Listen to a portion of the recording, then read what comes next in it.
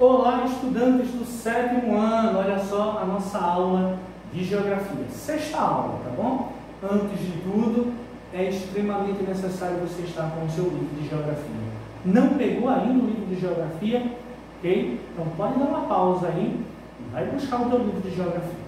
Aproveitando o ensejo, eu quero mandar um abraço para todos os alunos do 7º ano. Não esquecemos de vocês. E também o nosso forte abraço para os pais. Tem pai e aluno acompanhando, né? Está aprendendo também com a gente, atualizando os seus conhecimentos.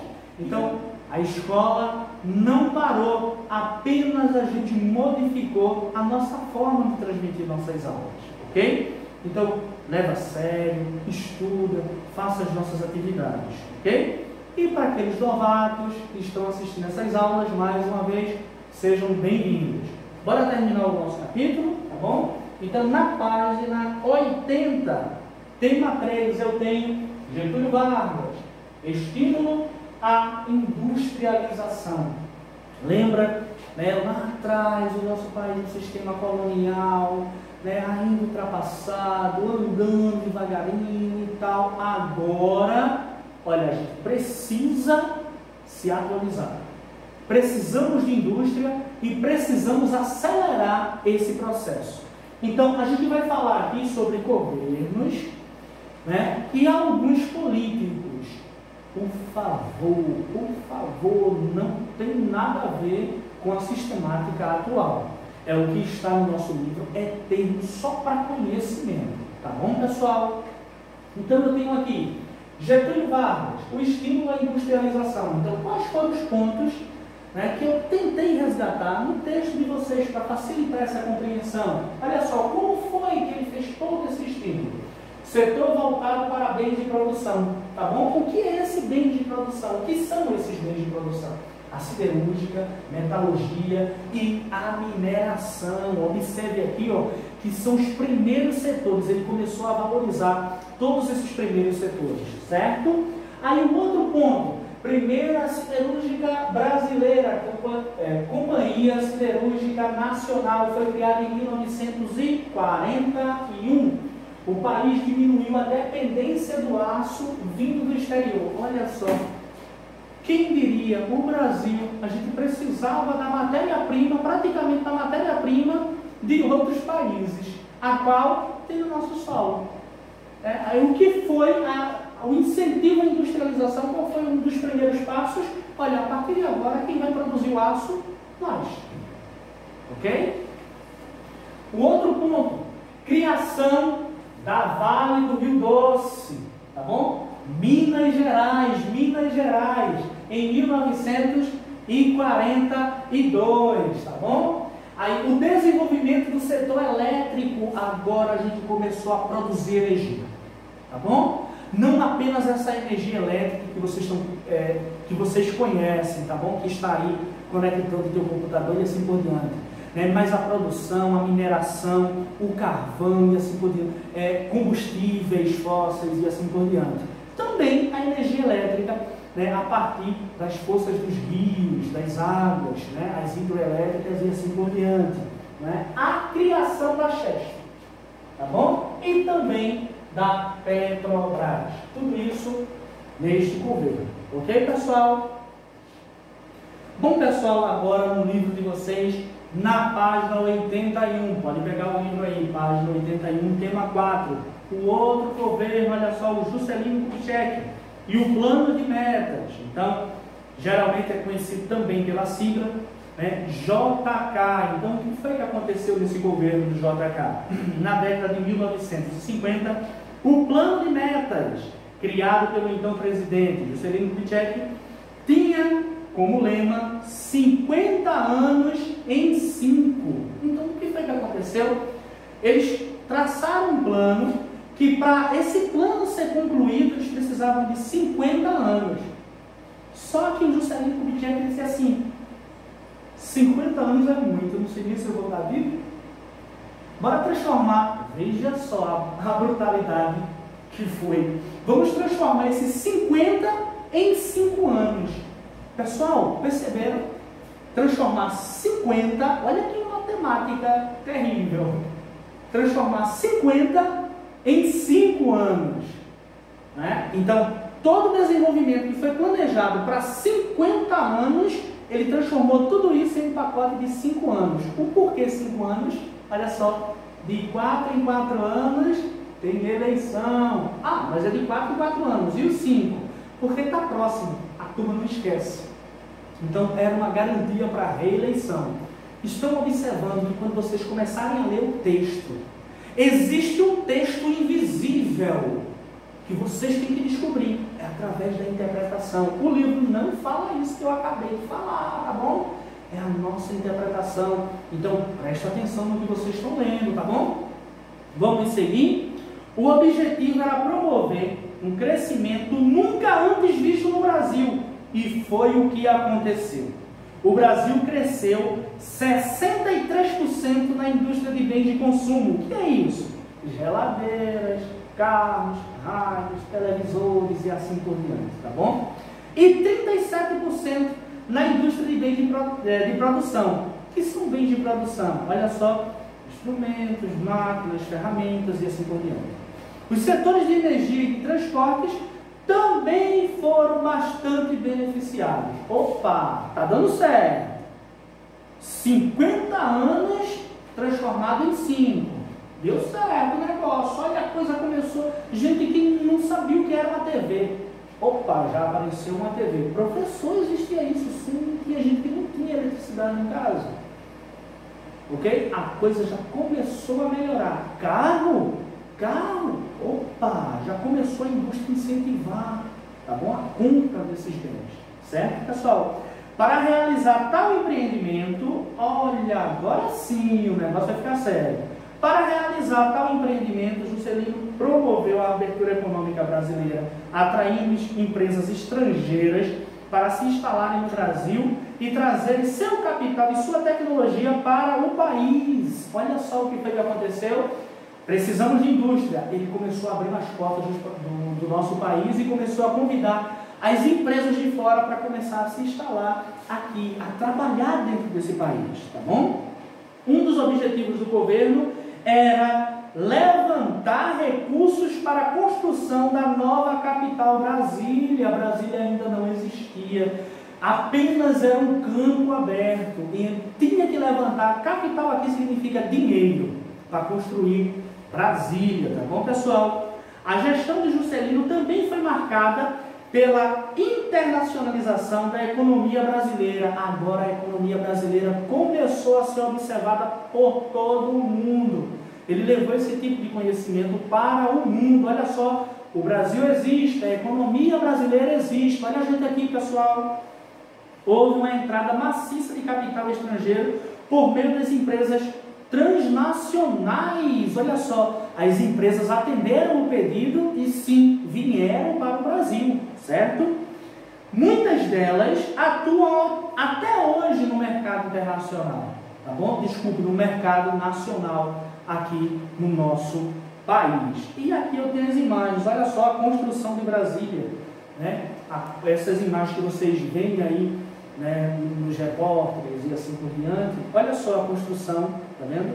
Era algo descampado, era algo esquisito, era algo, né, mas precisava, segundo Juscelino Kubitschek, fazer uma nova capital, tá bom? E qual era o objetivo? Professor, mas eu já tinha uma capital, mas qual era o objetivo de levar a capital praticamente para o centro do território brasileiro?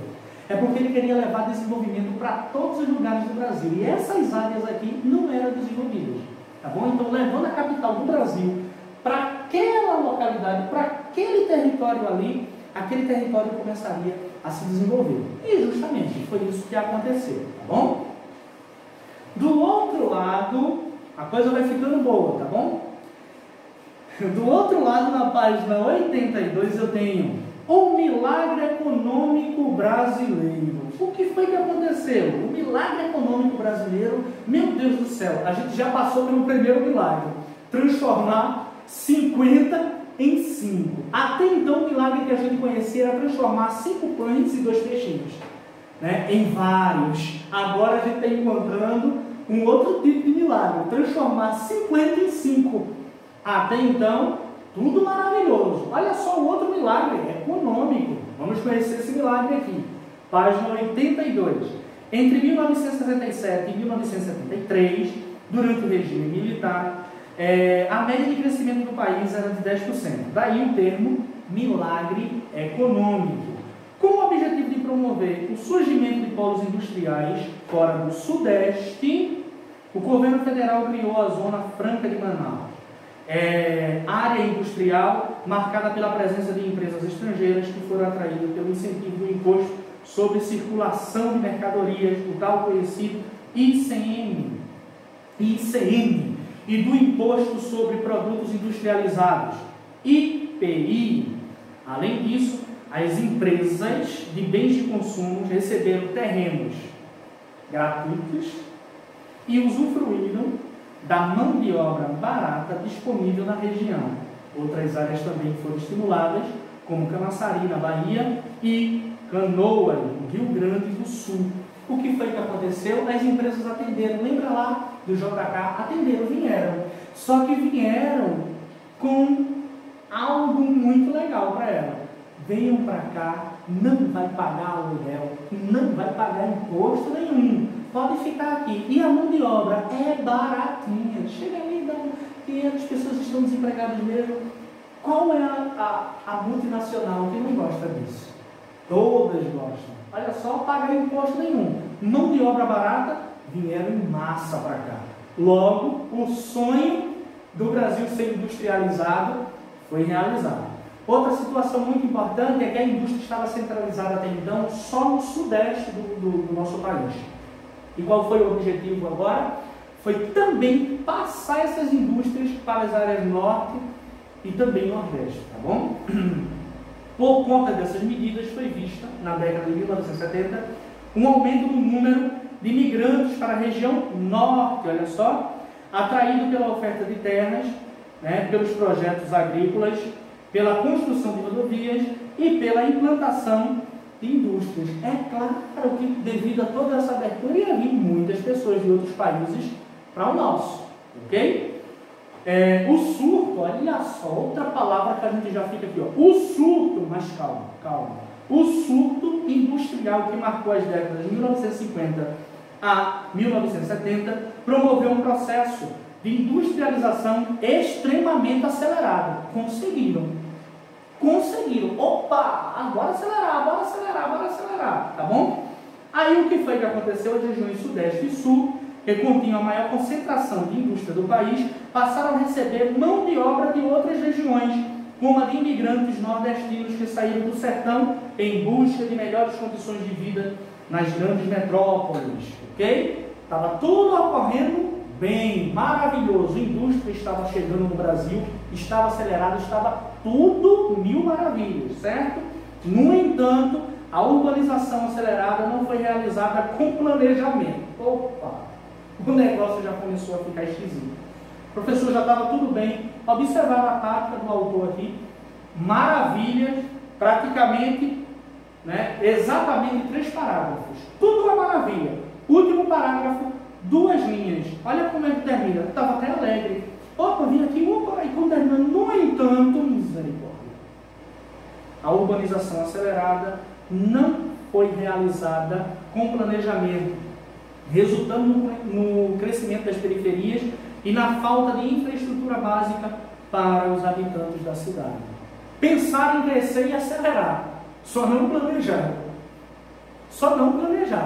Vocês pensam que acabou? Bora lá. Outra coisa, muito incentivo de estrangeiro. Começaram a pedir muito dinheiro, tá bom? Olha, precisamos de dinheiro para isso, precisamos para dar. Até então o autor não falou nada aqui. Bora para a página 83. A década perdida. Acelerou, correu, chamou, e bora lá e tal, e bora. A década perdida. O que foi a década perdida? Pagar a dívida. A dívida daqueles 50 anos em 5. A dívida que pediu dinheiro emprestado para outros países. Chegou a hora de pagar. Ok, pessoal? A década de 1980 foi o período em que o Brasil começou a pagar altas parcelas de dívidas. Dívidas, qual é a classificação? Externas. Advindo dos recursos estrangeiros tomados por empréstimo da década anterior. O que foi a década anterior? Alegria total. Corre, pessoal, acelera isso aí. Está muito bom, a gente vai dar certo, vai dar certo. Chegou o dia de pagar, não é? Por essa razão é considerado a década perdida. Já no final da década de 1980 e início da década de 1990, a dinâmica populacional apresentou um princípio de movimento de retorno dos migrantes para as suas regiões de origem. Olha só, todas aquelas pessoas que vieram para o Brasil agora saem do Brasil. Aqueles nordestinos que foram para o sul e sudeste voltam para o sertão. O negócio deu errado. Tem que pagar dívida. Nada vem de graça, pessoal. Tem que pagar dívida. Certo? Para não sofrer mais, vou parar por aqui. Mas vocês podem sofrer. Pode continuar a leitura. Tá certo? É para continuar a leitura. Tá bom? Já no tema 7, eu tenho a implantação do neoliberalismo. O que é esse neoliberalismo? Aconteceu justamente no governo de FHC, tá bom? São as iniciais para o ex-presidente Fernando Henrique Cardoso. Então, quais foram os movimentos que esse governo fez? O neoliberalismo. O que é o neoliberalismo? O Estado fica escanteado, não tem poder para operar. E quem opera, deixa as empresas trabalharem. Quem manda no país? As grandes empresas. Tá bom? Isso é chamado de neoliberalismo. Ok? Já no tema 8, eu tenho o governo Lula, certo? Aí no governo Lula, durante o governo Lula, que aconteceu nos anos de 2003 a 2011, foi implantado um pacote de ações que visava estimular a indústria instalada no país, ou no nosso país, com medidas que atendiam a vários setores, certo? Aí eu já vou para o segundo parágrafo. Além desse programa, o governo Lula foi marcado pela criação de 2 leis significativas para o setor da inovação tecnológica, tá bom? De continuação a essa leitura, o texto é pequenininho, pessoal, certo? No outro lado, eu tenho também o outro governo que também foi propulsor, deu continuidade, né, ao governo, né, do até então presidente Lula, que foi justamente Dilma Rousseff, de 2011 a 2016, tá bom? Ela perdeu o seu mandato devido ao processo do impeachment, certo? E aí, quem assumiu, aí termina justamente esse capítulo aqui, que é o tema 10, o governo de Michel Temer, tá bom? Até então, ele era um vice, né, de Dilma. Como ela foi afastada do seu cargo, o vice assumiu e ele, né, conseguiu, claro, com diversas dificuldades, concluir o governo até então. Observe que cada governo vai deixando a sua herança, tá bom? Lembrando, essas heranças elas podem ser positivas e negativas, certo, pessoal? E as nossas atividades estão na página 83 a página 89 do livro de vocês, certo? Pessoal, fique na paz e aguarde as próximas aulas.